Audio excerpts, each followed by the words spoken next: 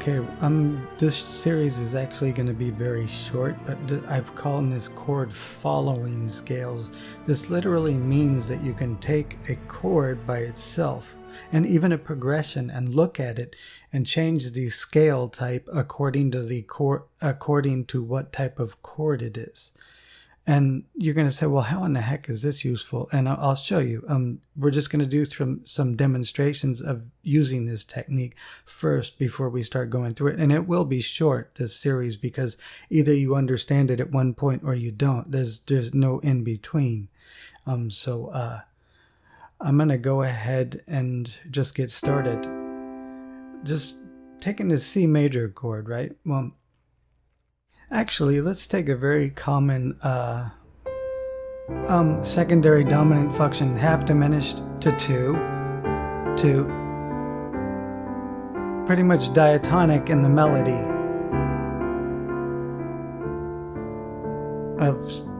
in C major, just very diatonic in the melody. That was everything that happened. The sharp was only used in the lower end, but the rest were C major notes. Using like a 1, half diminished of 2, and 5. So let's do it. Major 7th 1, half diminished 2, minor 7 2, and then a flat 9 5. So what can we do? Let's change your perception of this.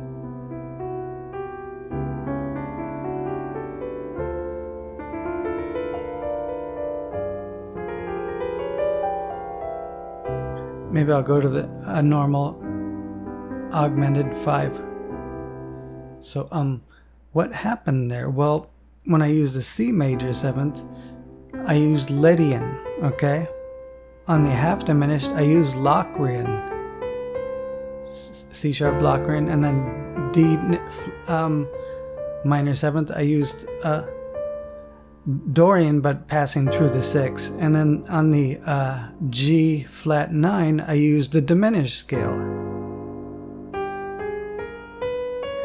Because you could create a dominant flat 9 in the diminished scale. So we'll go over this later. And then the augmented 5, I used the augmented scale back to the 1.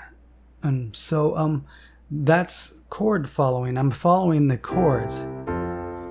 Let's just do 1 4 5 1, okay? And now let's use Lydian on every switch, and this will change about how you feel about it.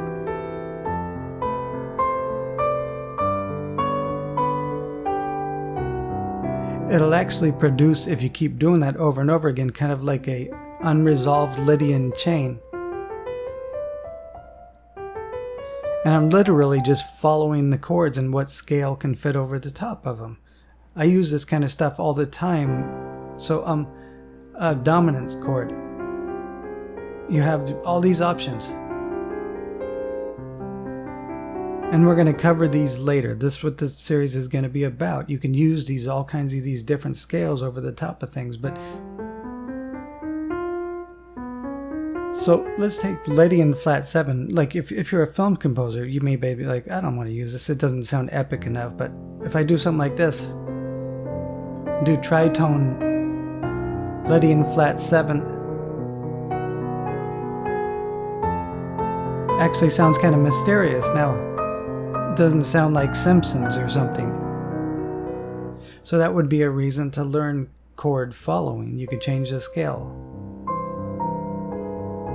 If I use mixed Lydian flat 6 and then Lydian on these chromatic medians, go to F and F Phrygian dominant. So you could produce all these interesting effects by using let's D major, A Dorian has a very sweet and pleasant kind of mellow, relaxed sound to it. D major, A Dorian, and we're going to cover these things throughout this series, what you can do in middle of chord changes. And these will be particularly handy. Like, let's do 1 4 5 in A and keep switching the pentatonic scale. A major pentatonic, E pentatonic, A major pentatonic, D major pentatonic, A major pentatonic, E major pentatonic. So you could keep switching the major pentatonics on 1, 4, 5. Has a very pleasant sound to it. So one common thing is to use over dominant kind of changes. 1, 4, 5 is just mixolydian, oftentimes with a flat third and a flat 5, but we'll do that later. So let's go between A and D, but just use a Phrygian dominant on A. Okay, A, D, and then maybe use a C minor in there. Phrygian dominant, mixolydian flat 6 on the D. Go to the C minor. Use Dorian. Back to the D major chord, and you could use any scale you want. Just depends on what the sound you want. So if you notice stuff, we're going to cover this, that the French 6 is actually fits the whole tone scale. So we're going to go over things like that. This is literally chord following. You're playing what fits over the chord. Even the famous Stravinsky chord. You could literally play a diminished scale over the top of that. It's E flat over or any polychord. Let's examine this polychord. I could play the augmented scale over that, or 2 augmented chords over the top of each other, and I still know I can play an augmented scale over it. So if you're into atonal music or whatnot, we'll have you covered as well. This will stylistically change your perception. It'll change how you write melodies between 2 very common chords. Dorian, harmonic major, back to Dorian.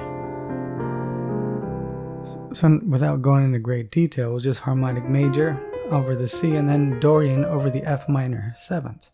Now, this is beneficial towards both people who want to create solos over in-key chord progressions. You can change your scale over each chord. In doing so, it might even distinguish you from other players. If you're following the chord instead of playing just one scale, it would actually produce a unique sound that may be unique to you and your band style.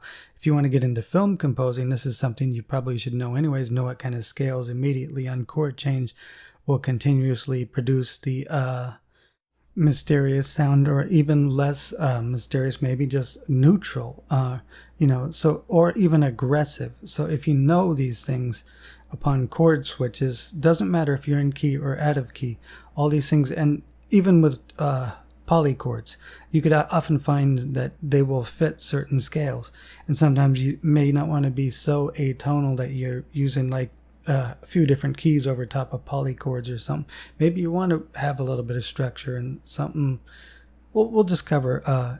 That's what we're going to cover. Individual, what you can do over individual chords to completely change the perception too of what somebody's hearing, and it could be the same chord changes.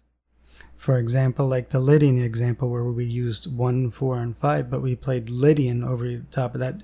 It giving sort of if you repeated that over and over again, a sort of an endless Lydian shifting loop, because there's no dominant chord resolution. Now, on the other hand, if you switch it around and use 1, 4, 5 as dominant chords, that's one of the standard blues things to do. And you could use like mixolydian with flat thirds and flat 5s and all that. It's sometimes even the blues scale, we'll cover all these things. So chord following, that's what we're going to do. And this is not going to be very long, because either you understand it or you don't at a certain point. And it'll be a way to actually change the listener's perception of what's going on. And honestly, sometimes it'll be some person will prefer this sound over the same chord change, while another person will prefer this sound. So we can do a lot of interesting things with this concept, and it's not going to be a very long series, like I said. So